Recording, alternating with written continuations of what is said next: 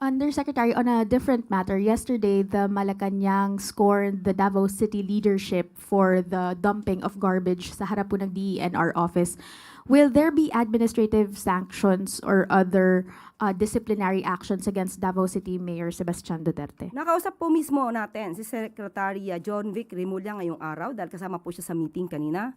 Magkakaroon po ng malalimang pag-iimbestiga rito. Ano po yung possible penalties or disciplinary measures na maaring kaharapin ng isang local chief executive for violating the Solid Waste Management Act or other relevant laws? Nabanggit po ni Secretary John Vic, maaari pong mapag-usapan at matignan kung may negligence at kung mayroong paglabag sa environmental laws. Pero ayaw natin pangunahan kung ano magiging action po dito ni Secretary John Vic Remulla, pero sinigurado po niya na magpapaimbestiga po siya. Last on my end, ma'am, sa not only case Mayor Duterte, kapag po ba may ganitong klaseng cases kahit sa ibang lugar, ano po yung penalty? Suspension po ba? Depende po kasi. Depende po sa gravity ng offense na kanila na-commit. So, sa lahat na po ng mga leader, no, sa LGUs, tandaan po natin, kayo po ay para sa taong bayan, hindi pansarili, hindi po dapat katamaran o pangsarili ang iniisip. Isipin niyo po ang inyong constituents. So sa lahat po na mag-aakto ng binabaliwala ang kanilang constituents o ang kanilang trabaho, dapat po sila maimbestigahan. Sunod na tanong mula kay Tristan Nadalo, Newswatch Plus.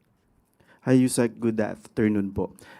In connection with the question sa special session po, with two senators claiming legitimacy in the Senate leadership issue, is Malacanang concerned that the country is approaching a constitutional crisis? I'm asking that because, yun po, no, kung magkaroon ng special session, sino po yung susundin ng palasyo, si Gatchalian or si Cayetano, kung parehas po sila mag-i-insist? Kung sa impeachment trial naman po, both sides are claiming sila rin ang magpe-preside sa impeachment trial. So, paano po yung ganitong estado? Sa mata po ng Malacanang, sa mata po ng ehekutibo, wala po tayo matatawag na constitutional crisis. Maliwanag po ang sinabi. Ang sinusuportahan po at ang nire-recognize na liderato ay ang liderato po ni Acting Senate President Sherwin Gatchalian. But if may attempt po na, let's say, harangin, yung pwede po bang mangyari yun, ma'am? Because magmamatigas sila na sa kanila dapat i-course through tong special session, for example. Kaya nga po dyan magkakaroon ng problema. Hindi sa parte ng ehekutibo, kundi sa parte ng Senado. So hindi po sila dapat nagkakaroon ng anumang gulo dyan. Kung sino po yung ni-recognize, dapat matanggap na po ng kabilang panig. Last question na lang po, ma'am. Yesterday, na-point out po yung inconsistencies sa testimonies ng 18 former bodyguards of former Congressman Zaldico.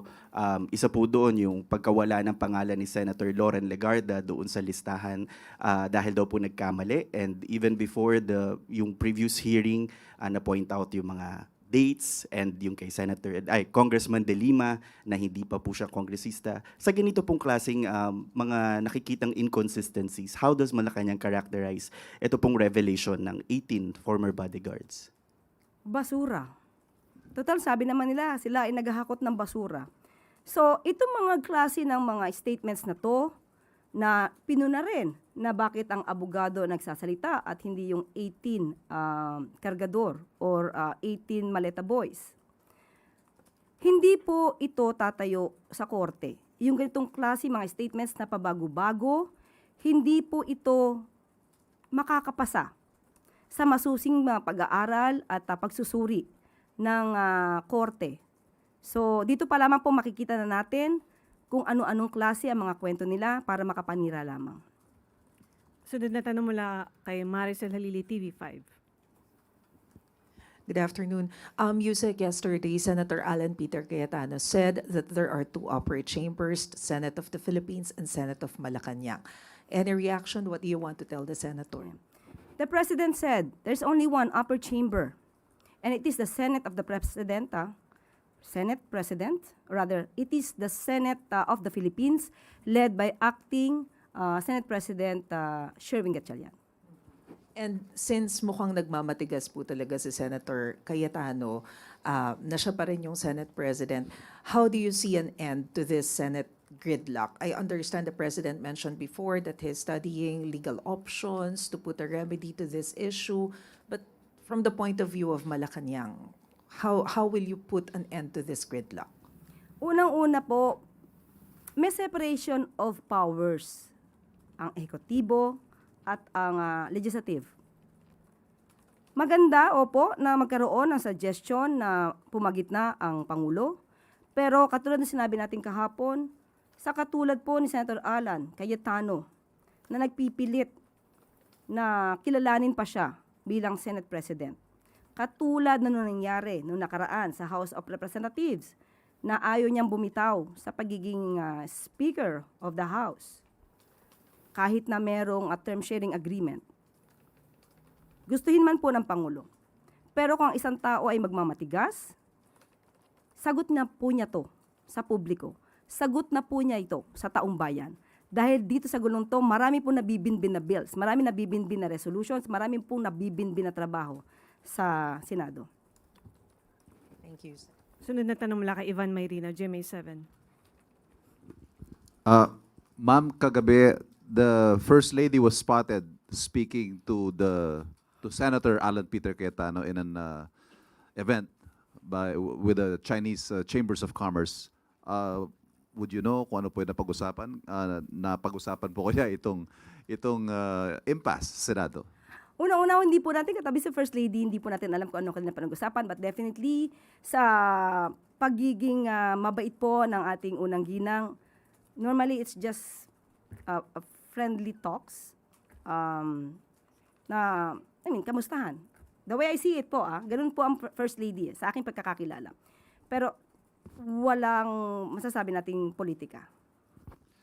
On another point, senators are raising the alarm over what the NBI flagged as a potential security threat to the Senate.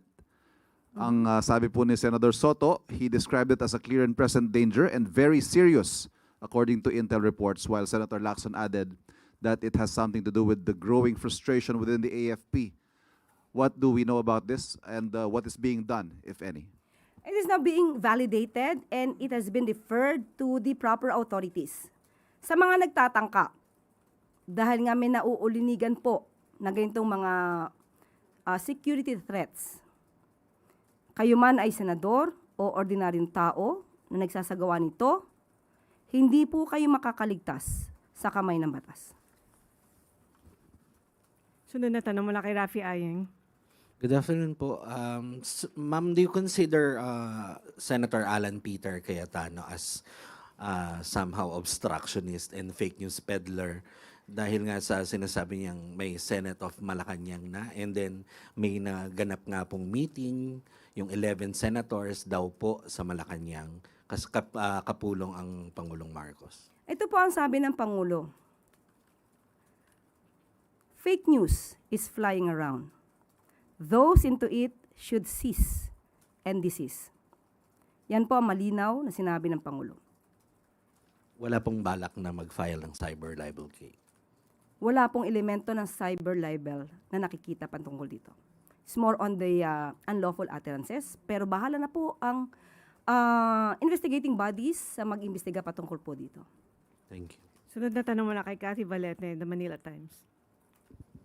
Yusek, Representative Leila de Lima recently filed a resolution urging the Philippine government to restore daw po yung ating membership sa ICC. She said this will show government's resolve in upholding the rule of law and its commitment and fighting against impunity.